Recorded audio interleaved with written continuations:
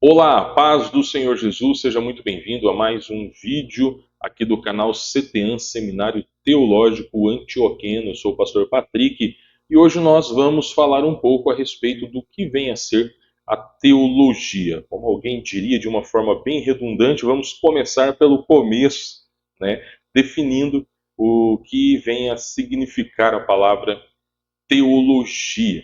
E esse vídeo, na verdade, é apenas o primeiro de uma série que eu pretendo gravar, se Deus permitir, que vai funcionar meio que como uma introdução à teologia. Nós vamos falar também a respeito da necessidade da teologia, as fontes de estudo da teologia. Vamos abordar vários aspectos aqui da teologia, os principais ramos, enfim, vamos trazer aqui uma introdução mesmo a respeito da teologia. Então, se você gosta desse tipo de conteúdo, tem interesse, tem vontade de aprender mais a respeito da teologia, aprender, né, teologia, então se inscreva nesse canal, curta, compartilhe, deixe o seu comentário, sugestão aí para possíveis assuntos que nós poderemos estar abordando futuramente aqui no canal. Mas para esse vídeo vamos falar a respeito aí do que vem a ser a teologia. Então, sem mais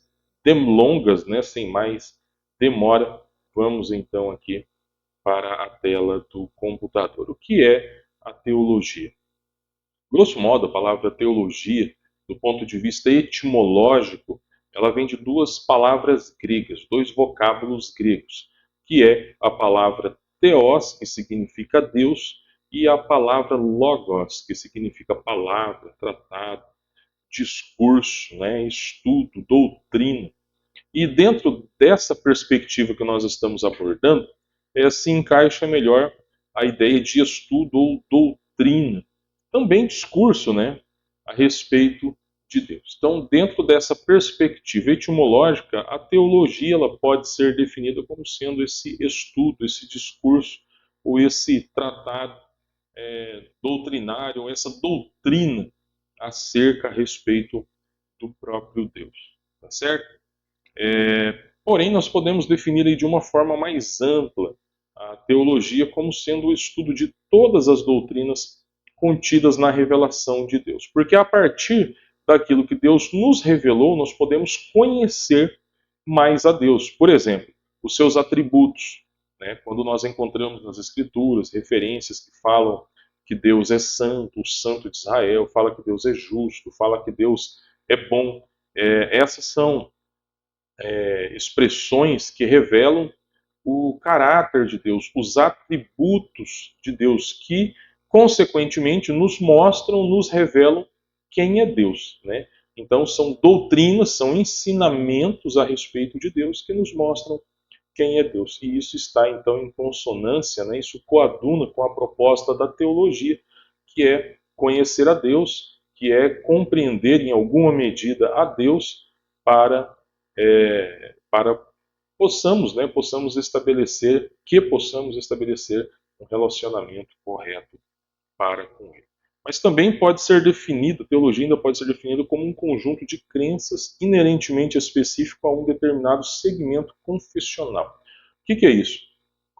Cada denominação, não são muitas denominações, embora é bem verdade que me parece que a grande maioria delas não tem, vamos dizer assim, esse compêndio doutrinário, esse sistema doutrinário bem elaborado, bem definido, bem claro, mas pelo menos algumas denominações, as denominações históricas, como por exemplo as denominações presbiterianas, batistas, luteranas, enfim, essas denominações históricas, elas possuem, né, aquilo que nós chamamos de um credo, ou aquilo que nós podemos chamar também de confissão de fé, né, que é meio que um conjunto de crenças que elas acreditam, essas denominações acreditam, elas têm esse entendimento e tudo bem fundamentado dentro das Escrituras, apresentando textos, apresentando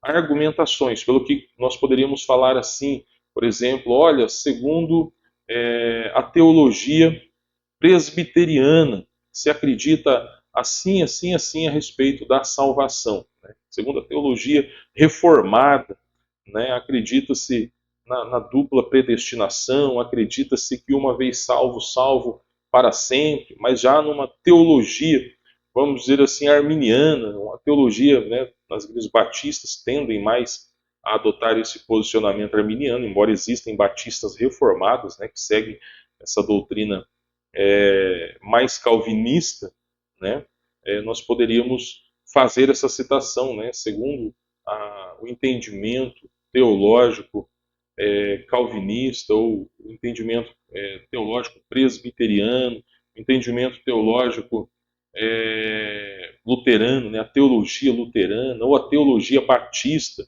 né, explicando, olha, a teologia batista difere da teologia presbiteriana a respeito do batismo. Eu estou falando aqui, citando exemplo da presbiteriana, nós chamamos, né, normalmente, né, nos referimos assim para diferenciar de outras denominações presbiterianas, a presbiteriana tradicional. Porque, por exemplo, eu sou pastor da igreja presbiteriana, só que eu sou presbiteriano renovado, igreja presbiteriana renovada do Brasil. Então, a nossa convicção com relação ao batismo é diferente dos presbiterianos tradicionais, né? A nossa teologia com relação ao batismo é muito mais próxima, ou é muito mais próxima, não, na verdade é o mesmo entendimento dos nossos irmãos batistas, né?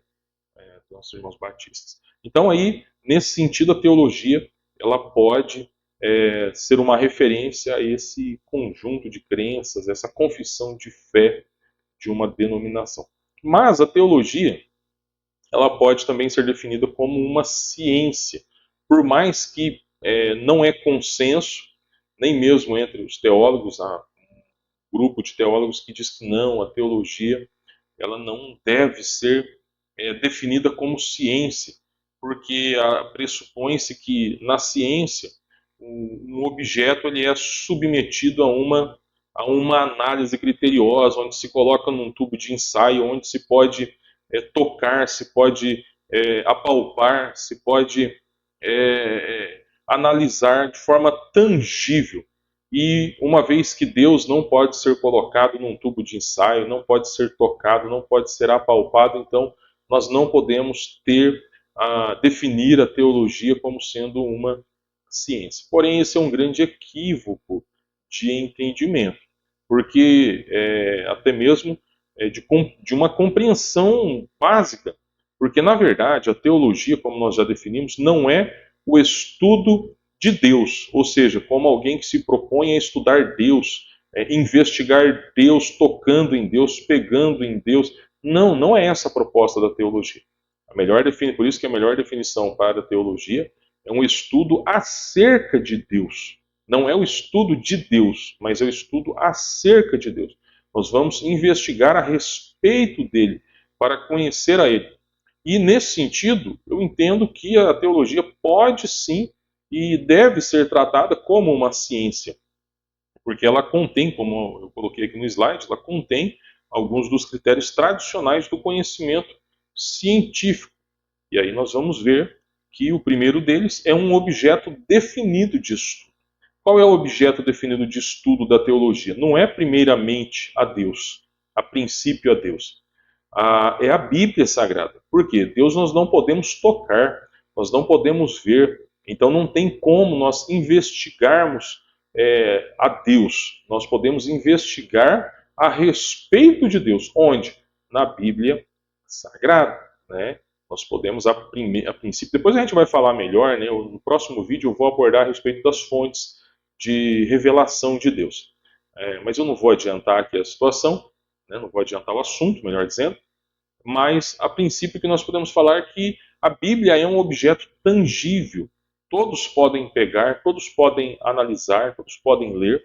Segundo, a teologia, além de ter um objeto definido de estudo, um objeto de estudo muito bem definido, que é a Bíblia Sagrada, ela também possui um método para investigar esse objeto, que é a Bíblia Sagrada, nesse objeto em questão, e para verificar as suas declarações, que é o método hermenêutico histórico-gramatical. Então, a hermenêutica, nós temos a hermenêutica, que é esse conjunto de ferramentas, ou esse conjunto de princípios e regras que normatizam a interpretação textual. Não só a teologia faz uso da hermenêutica, né?